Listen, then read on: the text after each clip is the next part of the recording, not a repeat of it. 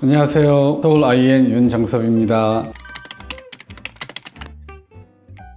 난임 환자에서 성장 호르몬에 대한 발표를 좀 했었어요. 일반적인 시험관의 프로토콜이나 약을 썼을 때 답이 좀 없었던 고연령 또는 반복 착상 실패 환자인 경우에 성장 호르몬을 써서 어느 정도 이렇게 이득을 본 그런 데이터들이 상당히 나오고 있거든요. 이전에는 약간 소그룹으로 나왔었는데 최근에 2025년도 엄브렐라 논문 나온 게 있는데 거기서 보면 꽤 의미 있게 나와서 그거에 대해서 살짝 정리를 해봤어요.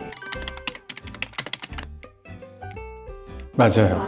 보통 우리가 아기들 키 큰 주사로 많이 쓰는 그 주사고요. 그 주사의 그 성분을 갖다가 난포가 자라는 데 있어서 난자의 양적, 질적 성숙에 도움이 되지 않을까라고 하는 그런 아이디어 하에 많은 연구가 이루어졌었는데 실제로 꽤 의미 있고 좀 더 유망한 그런 결과들이 좀 많이 나왔거든요. 그래서 그거에 대한 정리 발표였죠. 성장호르몬은 난소 안에 들어있는 난자들한테 모닝콜 같은 역할을 해주는 휴면 상태에 잠들어 있는 난자들한테 그만 일어나 라고 하는 그런 역할을 해주는 기능을 하고요. 깨우는 것뿐만 아니라 그 이후에 자라는 과정에서도 따뜻한 햇빛 같은 그런 기능을 해준다고 생각하시면 돼요.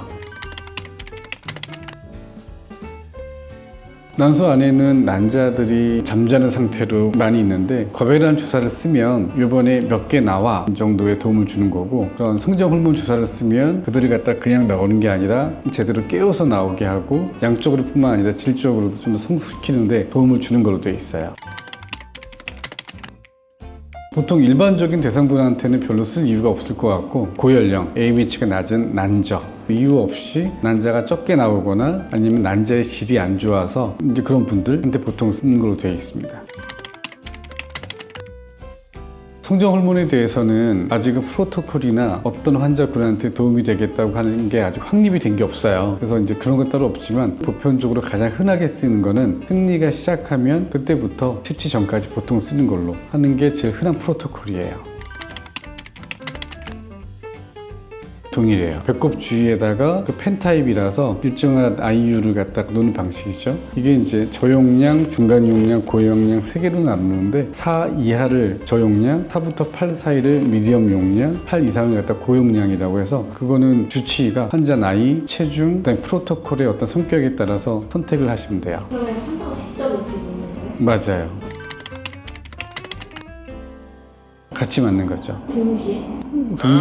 그 손이 두 개인데 동시에 놓기는 좀 힘들 것 같고 하나씩 밥과 반찬을 동시에 먹는 건 좀 힘들 것 같아요.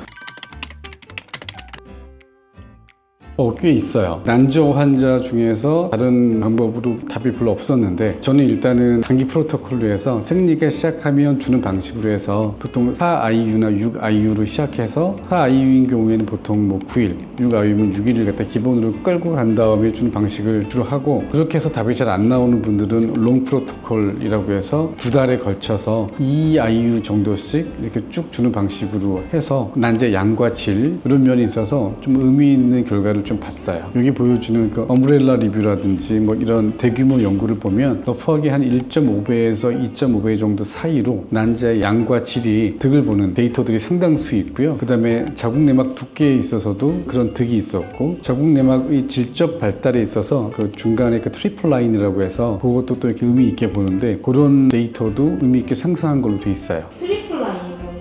자궁내막이 단순하게 두꺼워지는 게 아니라 중간에 라인이 하나 더 생기는, 이렇게 자라서 여기 단단하게 딱 만나는 그런 느낌이라고 생각하시면 돼요. 이렇게 라인이 색이 보이는 거죠, 초음파상에서.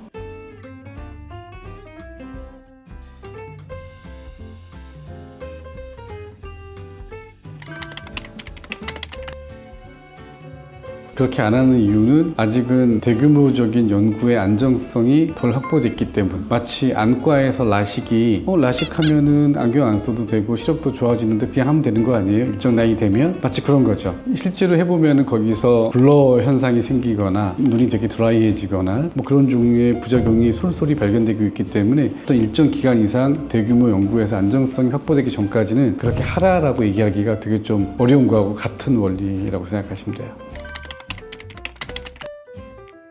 성장 호르몬이라서 보통 되게 예전부터 애들한테는 쭉 써왔던 거거든요. 애들한테는 뭐 7IU, 8IU 이 정도도 맞아도 사실상 거의 부작용이 드문. 일부 보고되는 게 이제 소아 당뇨라든지 비만 뭐 이런 게 있는데 성인인 경우에는 그런 대사성 질환, 혈압, 당뇨 이런 거에 애들에 비해서는 조금 더 고위험군이니까 그런 게 이제 약간 리스크 요소가 돼요. 그래서 이미 당뇨가 있거나 어떤 대사성 질환이 있는 사람한테는 보통 잘 안 쓰죠. 더 심해질 수 있으니까. 그쵸. 예.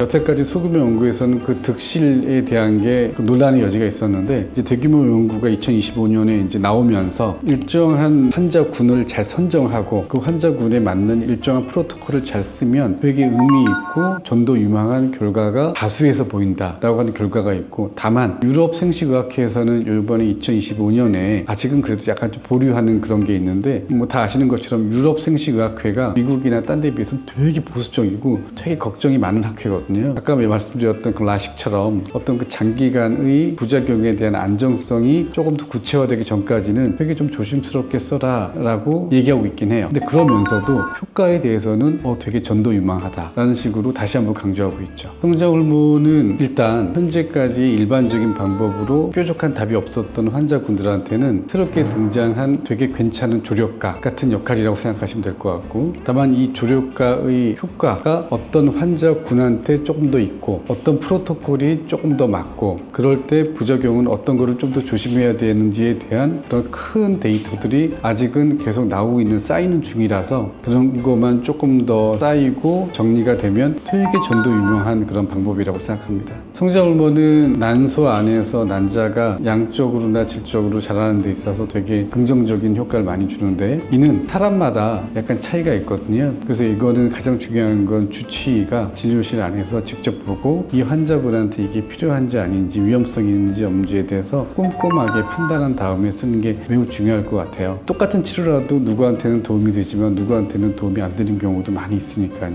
더 자세하게 궁금한 사항이 있으면 병원을 통해서 방문하시거나 하면 좀 더 자세하게 말씀드릴 수 있을 것 같아요. 그러면 다음 영상에서 또 만나요.